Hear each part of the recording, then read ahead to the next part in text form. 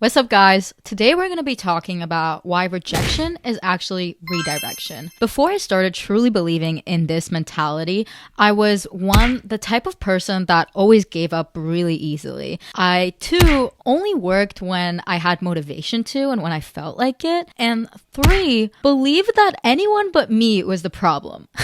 But now that I truly believe that rejection is redirection, I am able to face my problems, work through hard times, and be able to understand that the problem is usually me.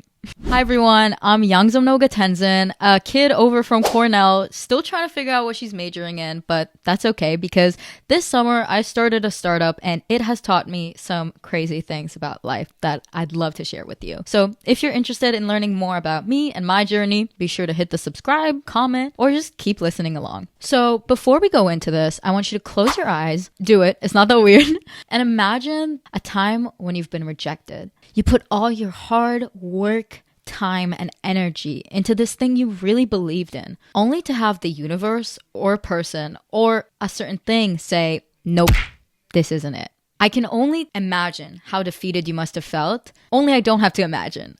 I've been there. The first time I can say this truly hit me was during college admissions. I had been a junior scholar for questbridge, a program for first-generation low-income students like myself to get a head start on the college application process. I was super excited, super ready, felt like all my hard work throughout high school was paying off, only for October 19th to arrive, where I actually got rejected from the official questbridge program, meaning the guarantee of a full ride scholarship was not as promising. This was easily one of the most devastating experiences I've ever had. To open up that application and see a rejection was earth-shattering. It wasn't bad enough that I had already gotten some junior year grades that I was pretty upset about, but I just thought, that's it.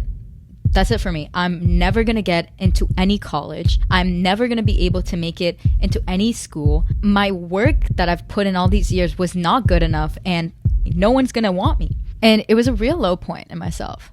But the next day, my dad and I were driving in the car and he really talked me through a lot of this, trying to understand why was it that I had been so devastated. And it all came down to one thing: ego.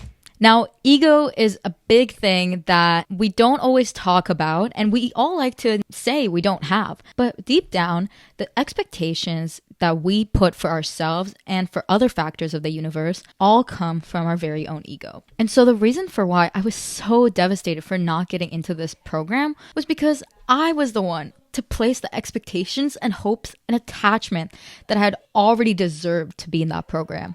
And sure, you could say that I deserve to be in it anyway because I put in hard work, etc. But if your only reason for working hard and putting in the effort and love into something is to receive a certain outcome in which you have no control over, you are likely gonna face some sort of disappointment.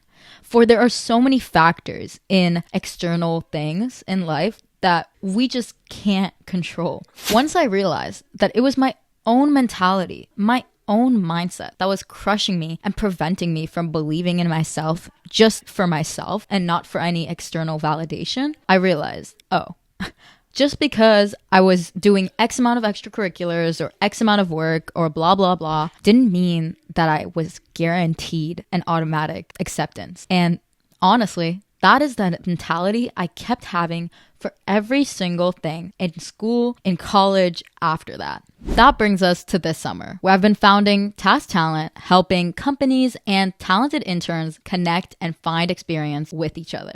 And so while building this thing, I also became part of an accelerator that had a pitch competition at the end for all their startups. And so I'm preparing for this pitch competition. I am making my slides. I am ready to present the most persuasive thing showing the impact and the numbers of everything I've worked towards with Task Talent, only to lose. Now this was a reminder to me that as much as I believed in the idea that rejection is redirection, it did not mean that it was that much easier to accept it. Now, what do I mean by this? Basically, I felt more than anything less so disappointed, but just embarrassed. Like, I went ahead, put the effort, put the time, put the energy, only to lose. It would have almost been easier for me to just not really care, half-ass it, and then lose, and then it wouldn't have mattered. But especially because I did so, it meant I was just that much of a loser. Then I had yet another very wise convo with my dad. Shout out Pala.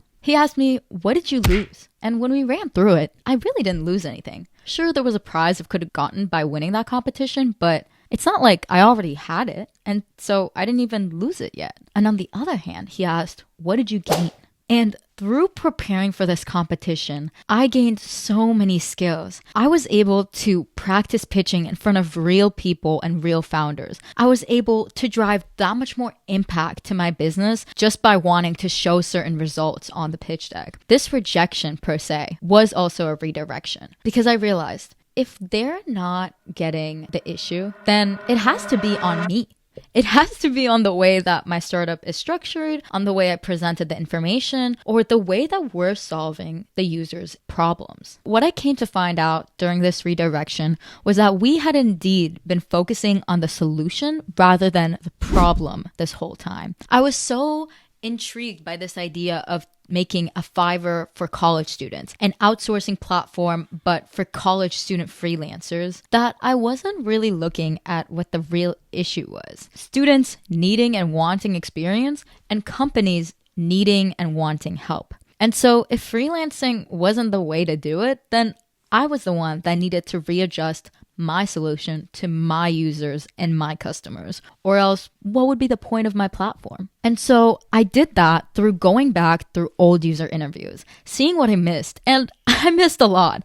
In addition, I went and conducted even more user interviews and did more outreach, whether it was trying to test out this new internship theory with cold DMs on LinkedIn, which actually worked for one of them, to then actually posting about it on my school's entrepreneurship listserv and getting some responses from there, seeing that, okay, this new shift to talented interns was actually working. And then to put the cherry on top, I received an email from a fellow founder that I'd been in touch with over the summer, and he had referred me to a different startup founder who was looking to hire a technical team. What I did was then connected with him, went down through the discovery questions, asked him for the skill sets he needed, found him that student, sent that information to that student, but before connecting them together, made sure to have him commit. And this was something I've always been scared to do. Something about dealing or asking for people's money has always been something that I've been very scared about, especially because of the idea of rejection. And this probably also comes from my people-pleasing need to provide and not really care about what I'm getting out of this. But this was a practice to ask for the first time for a sort of fee in order to proceed with the recruitment service I was providing. And guess what? The guy actually did it. I say this as a shock because if I had been too stubborn to look at this rejection as a redirection, but rather take it as, oh, everybody just thinks they're so much better than me, or they don't get what I'm doing, blah, blah, blah, I would have never reached this point. Instead, I sat down, came into it open-minded, really reflected on what it is about us objectively that wasn't the right sell. And once adjusting that, actually got my first customer. And so for anyone that's dealing with rejection right now, I know it's cheesy, I know it's hard to believe at first, but it really is a redirection. Every no is one step closer to yes. And every program or thing that doesn't specifically match you means you probably would have not liked or fit that thing anyway, even if it is your hope or dream. And if you're attaching yourself to a hope or a dream or something that you don't even have yet, I want you to think about the value of getting that thing being equally as valuable to the process of trying to get said thing. Meaning that the process and the progress is just as important as the results. And once we start focusing on progress being valuable, we will see our self-discipline go from sheer motivation, results, or monetary external factors to inner self-passion that is honestly invaluable.